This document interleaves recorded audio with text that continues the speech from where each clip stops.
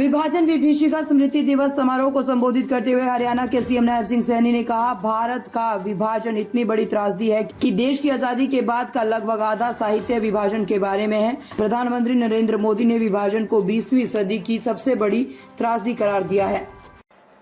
आज हम भारत के विभाजन के बाद हुए रक्तपात में मारे गए अपने पूर्वजों के प्रति श्रद्धांजलि अर्पित करने के लिए हम सब एकत्र आए हैं। उन्हें सच्ची श्रद्धांजलि देते हुए मैं ये कामना करता हूं कि इस प्रकार की जो नरसंहार ये हुआ था, ये दुनिया में इस प्रकार का नरसंहार किसी भी भाग में ना हो, ऐसी मैं परमपिता परमात्मा से प्रार्थना करता हूं। भारत का विभाजन ऐसी त्रासदी है जिस पर आजादी के बाद लगभग आधा साहित्य इसी के ऊपर भरा पड़ा है।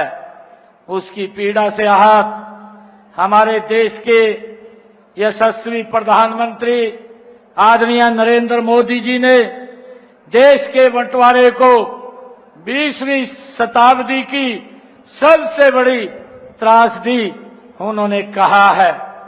उनके मन में जो पीड़ा थी, उन्होंने 15 अगस्त 2021 को स्वतंत्रता दिवस की आजादी के अमृत महोत्सव के शुभारंभ के करते हुए इस विभाजन में अपनी जान गंवाने वाले लोगों की याद में विभाजन विभीषिका स्मृति दिवस मनाने की घोषणा अगर की है, आदरणीय नरेंद्र मोदी जी ने की है।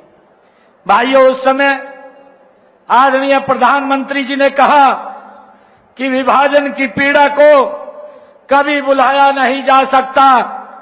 वैसी नफरत, हिंसा के कारण हमारी लाखों बहनें और भाई दर-बदर हो गए और तमाम लोगों को अपनी जान से हाथ धोना पड़ा।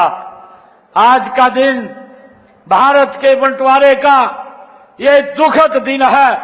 वर्ष 1947 में भारत की आजादी की जो प्रक्रिया चल रही थी, तो आज के दिन भारत माता की छाती पर एक अंग्रेज अधिकारी, रेड क्लिफ नाम का वो अधिकारी, जिसको भारत की संस्कृति के बारे में मालूम नहीं था, जो कभी भारत के अंदर नहीं आया था, एक ऐसा व्यक्ति जिसको हमारी भौगोलिक परिस्थिति, जिन्होंने हमारी भारत की संस्कृति का ज्ञान नहीं था, वो व्यक्ति आता है और आकर के एक लाइन खींच जाता है और लाइन खींचने के बाद लाखों की संख्या में लोगों को अपनी जान गंवानी पड़ती है, अपनी जान की कीमत देनी पड़ती है।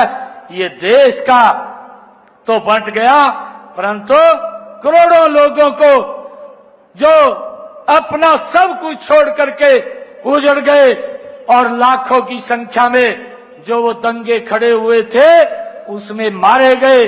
माताओं बहनों के साथ किस प्रकार का व्यवहार हुआ, अनेक को अगवा करके उन पर भारी अत्याचार किए गए।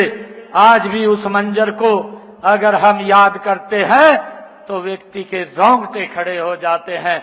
वो किस प्रकार का मंजर था, व्यक्ति की रूह कांप जाती है। उस रक्तपात में न जाने कितने बेकसूर लोग मारे गए। आप यहां बंटवारे के समय शहीद हुए लगभग 1200 लोगों पर बनी, अभी आप लोगों ने वो लघु फिल्म भी देखी है।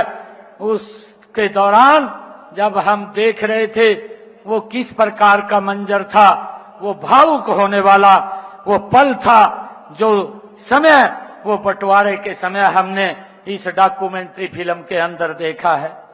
मैं तो यह सोचता हूं कि जब उस त्रासदी की फिल्म देखते हुए हमें इतनी पीड़ा हो रही है, तो जिन लोगों ने उस त्रासदी को झेला है और जो लोग उस त्रासदी के कारण बेघर हुए हैं, उन पर क्या बीती होगी जब कभी अपने बड़े बुजुर्गों से ये सुनी वे घटनाएं मानस पटल का दृश्य बनकर उभर आती है तो रोंगटे खड़े हो जाते हैं कि क्या भी भीषण दृश्य होगा जब लोगों को अपनी पुश्तैनी जमीनों, कारोबार और बसाए घरों को एक झटके में छोड़ करके हमें वहां से निकलना पड़ा।